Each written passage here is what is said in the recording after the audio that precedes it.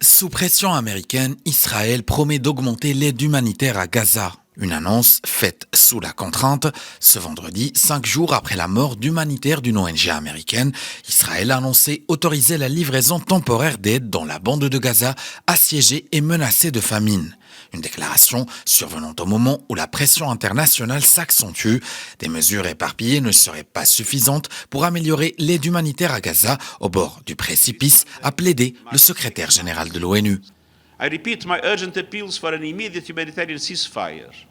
The unconditional release of all... Je réitère mes appels urgents à un cessez-le-feu humanitaire immédiat, à la libération inconditionnelle de tous les otages, à la protection des civils et à l'acheminement sans entrave de l'aide humanitaire. 6 mois plus tard, nous sommes au bord d'une famine massive, d'une perte totale de confiance dans les normes et standards mondiaux. Il est temps de sortir de ce gouffre, de faire taire les armes, d'atténuer d'horribles souffrances et de mettre fin à la famine avant qu'il ne soit trop tard.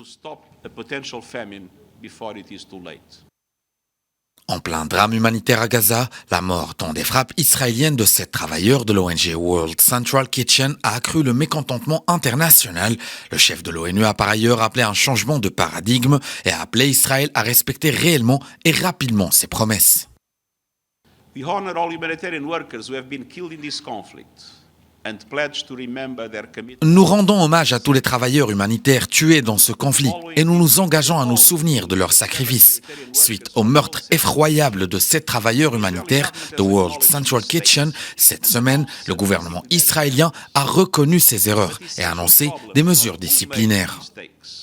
It is the military strategy and procedures in place. Premier soutien militaire d'Israël, les États-Unis ont exigé jeudi de leurs proches partenaires une augmentation spectaculaire de l'aide humanitaire dans la bande de Gaza. Après l'annonce du gouvernement israélien, la Maison-Blanche l'a appelé à tenir ses promesses en les mettant rapidement et complètement en œuvre. Joe Biden, critiqué par une partie de son électorat pour son soutien inconditionnel à Israël, a aussi pressé Benjamin Netanyahou de conclure sans délai un accord pour un cessez-le-feu, alors que les négociations sur la fin des violences ainsi que la libération des otages piétinent près de 6 mois après le début du conflit.